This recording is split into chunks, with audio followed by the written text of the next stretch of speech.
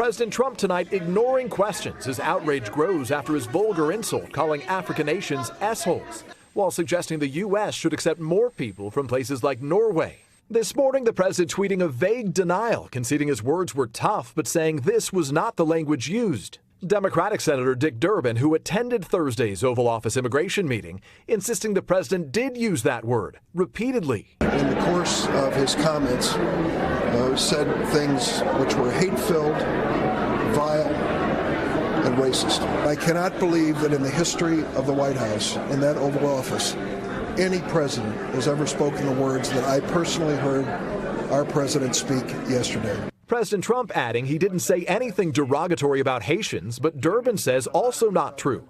That Mr. Trump asked aloud, do we need more Haitians? NBC News today reaching out to the 6 other Republican lawmakers in the room. 1 posting a statement without addressing the issue, 2 staying silent.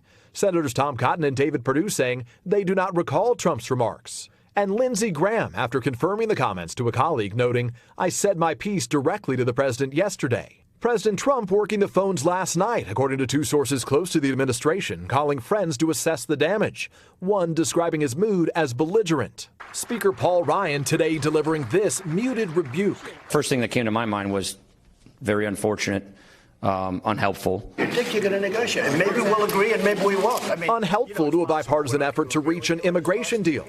On this, the anniversary of the 2010 Haitian earthquake that left 300,000 dead, condemnation from Haiti's ambassador. The stigma, the cliches, the stereotypes that revolves around Haiti, we said it got to stop. Anger echoed by Haitians in South Florida. To say something like that about other country and other people, he should be ashamed. The governments of Haiti, Botswana, and Senegal summoning their U.S. ambassadors to clarify the president's remarks. Mr. Trump's comment not the first time he's broken decorum with remarks on race and ethnicity.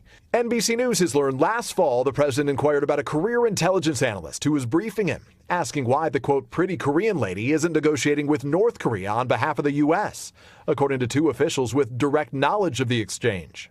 The White House did not immediately respond to a request for comment. Tonight, Martin Luther King Jr.'s nephew, who attended that White House ceremony here today, says he doesn't believe President Trump is a racist, but does think he's, quote, racially ignorant. Hey, NBC News fans, thanks for checking out our YouTube channel. Subscribe by clicking on that button down here and click on any of the videos over here to watch the latest interviews, show highlights, and digital exclusives. Thanks for watching.